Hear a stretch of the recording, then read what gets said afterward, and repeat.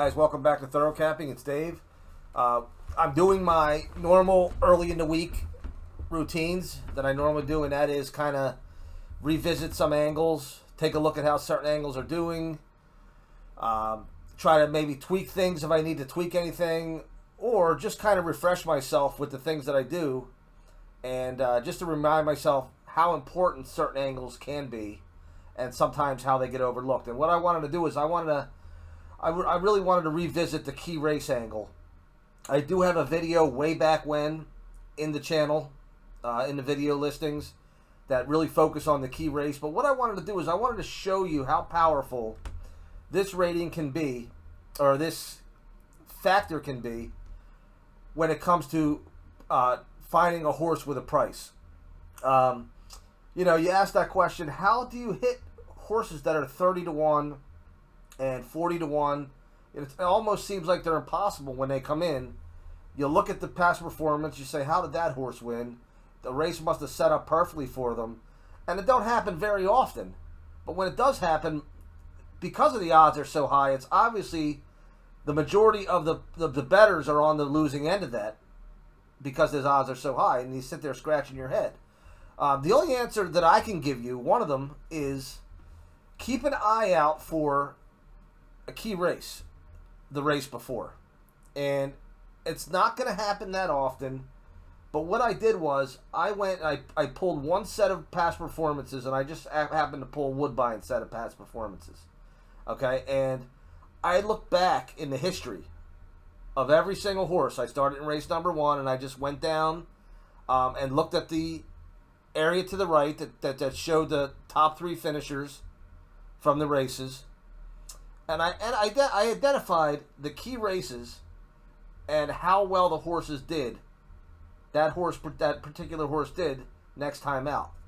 And just in one set of past performances, I was able to come up with 7 instances where there were actually 10 or 11, but I didn't want to use my space here for examples that were really chalk, like favorites, the next race out. But if you look at the first one, and really this is the point of this video is, one, again, to remind you not to overlook this angle, and two, for those that did not get a chance to see the older video on the key race angle, really what to look for, okay? But if you look back on this first one right here, and again, this was back in March, okay? So I dug down the past performances. So these aren't going to help you today. If this were today, digging down 7, 8 races down doesn't tell you anything about what the horse might do today. But on that particular day, you think about it, this today is March 16th, 23. The last race you had to look at in the past performance, if this were today, would be this race here. And you see the horse really didn't run well, okay? But he came out of a race where 2 of the 3 finishers are in italics. That means they came back out and won the next race out. Now, this particular horse, and I don't have the names of the horses here, again, because I can only fit so much on this paint app that I'm using right now, so I wanted to make sure I just focused on the lines. If you look at this horse comes out the next race, wins the race, and goes off at almost 9 to 1.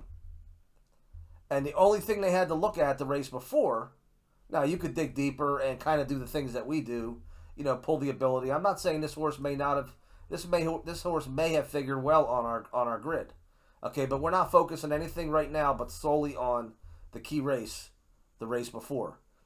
And he came out and he won the next race at almost 9 to 1.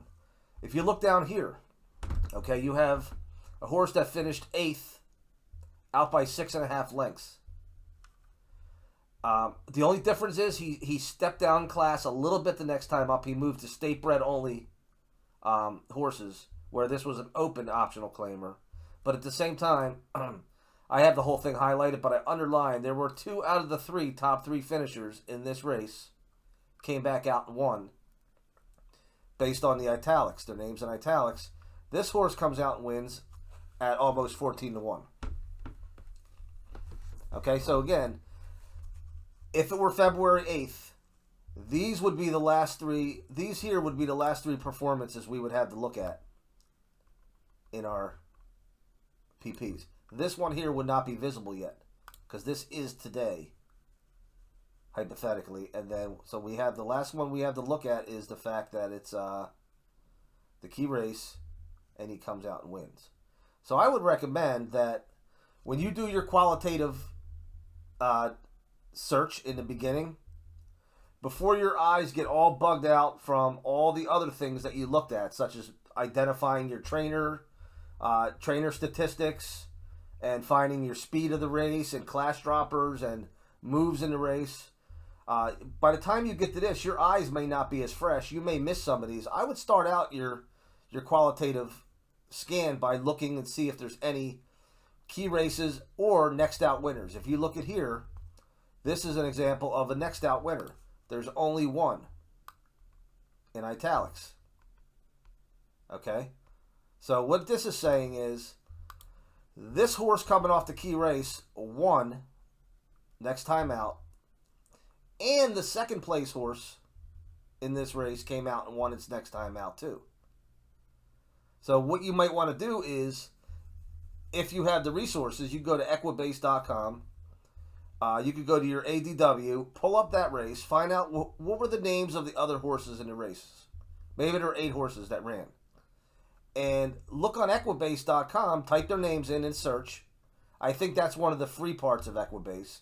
Type their names in the search and see when they ran. So for example, let's say whatever, this is abbreviated here so I can't tell, the Mr. Let's say you go into Equibase, you type in the Mr. You might find out that the Mr. came out and won his next time out on February 6th. So there we have a key race. Even though we don't realize it because the PPs only show you the top 3. But the 4th place horse or the 5th place horse in this particular race may have came out and won his next time out. That makes this horse a key race. Okay, so what that does is that adds a whole new chapter to your handicapping right there, and which is another reason why it might be important to do some handicapping early enough ahead of time. Do your handicapping enough ahead of time where you have time to look at these things. Now, if you see a race where there's nobody in italics, yeah, I mean, you can if you want, but I wouldn't go and say, okay, I'm going to see if I can find out how many of these horses from this race came out and won. But if you see a next out one, it may be worth it to reach a little bit further to find out, is that a key race? Was there another next out winner in that race? Okay, let's move down one. This one here, all 3 first, second, third place finishers were winners next out. And, or actually this horse here, I'm sorry. This horse finished 3rd in this race. So this particular horse, Invention or whatever it is actually part of the 3 because it's including this race. But the first 2 finishers, he finished 3rd. The first 2 finishers came out and won the next race out, and he actually went up in odds over 5-1 his next out, and he wins. Okay, and then here's another example. He wins. The 3rd place finisher wins. So if you're handicapping his next race, and he is at any bit of odds that you like, at any level of odds that you like in particular, you may want to go and try to search that race and see if anybody else came out and won their next time out. All right? And turn that in from a next out one, turn that into a key race, which could have more of an impact. Okay, let's look down here. Here's another example. Now, this is granted, this was September 22. This was before the layoff. Okay, but I thought I would include it anyway. Simply as a note to myself to maybe not overlook this. If I see a horse's last race before a layoff was indeed a key race, then he goes on a layoff like he did, September all the way to May. This was a non-graded stakes. Drop into an optional claimer now, 40,000. Check the trainer stat. See how the trainer does off of layoffs. if that he has that going for you as well. But if you notice, he only went off of almost 5-1. It was only a little jump in odds, but he still won the race. He wasn't the favorite in the race. He came back. He won his first time out in 23, which was in May. Okay, so sometimes layoffs are not a bad thing. Okay, when you look at a horse and say, "Oh, this horse hasn't run since September 22," look in the past. Go back to 21. See how they did in their first race in 22 after the final race in 21. There are certain things you can do to kind of boost your confidence in horses that are coming off of long layoffs. Now we look at another one here. Okay, we have a horse coming out of a $100,000 allowance. Again, he finished third. And we already know he came out and won the next race, so that's him right here. But we could also look at the fact that the top two finishers in this race came out and won their next time out. Now here you are, you're playing on, I don't have the date here, I cut it off, whatever date this is. You're looking at this horse, he's on the board at 12-1, coming out of a key race, and he wins the race at 12-1. And then what we have now is we have, next time out, we have a nice little move to look at here too. Okay, so the next race he runs, wherever, whenever it is, we also identify this turn move here. And we have two more to look at. This again, these all came from the same card of races, 10 race card. And we look here. Two back, ran a pretty even race, pretty much fifth the whole way through. Comes out, the top three finishers, first, second, third, all come out winners next time out. And he comes out. He went off his favorite that race before that, but he goes and moves up to 3-1. He wins at 3-1. And again, nothing great in the odds. But we also have now the fact that out of that race, the third place finisher came out and won. So the next time this horse wins or runs, you would see that this particular horse came out and won next time out. And you may want to dig and do some research and find out, were there any more? And then finally, there's that big $33.90 or $9.90, 33.9 odds, almost 34-1. And I have no idea why that horse went off at that high of odds, because he comes out, he sets the pace, and falters, okay? But at the same time, he didn't run a terrible race here. Okay, finished 7th. Maybe the public's looking at the fact that maybe there were only 7 horses in that race. But he's not changing any levels here. He's running at the same level next time out. First two finishers, top two finishers come out, win next time out, key race. And he goes off at 33-1. So, maybe he entered a field that had 10 or 12 horses, and the money was spread around a little bit differently. But, almost 34-1, he comes out and wins. And he runs a very good race. He doesn't get on the lead, but at the same time, his running style is a little bit different. But the whole point is the fact that he won at 33-1. So, moral of this story is, do not ignore the key race angle. You don't see it very often. Okay. I was able to look, like I said before, and dig deeper into PPs in horses' past races and find the angle and see where it benefited. You're at the mercy of what happened in the last race out. Now, there are instances where you could use 2 races back. So let's say, for example, this horse here, let's say this race right here, and I will highlight it so you know what I'm talking about. Let's say this race was 2 races back instead of 1 race back. What you may want to do is look at last race. Did this last horse have an excuse? Was it a bad start? Stumbled at the start? Was he blocked? Was he checked? Whatever. Did he pull up? Is he making a significant drop in class from the last race?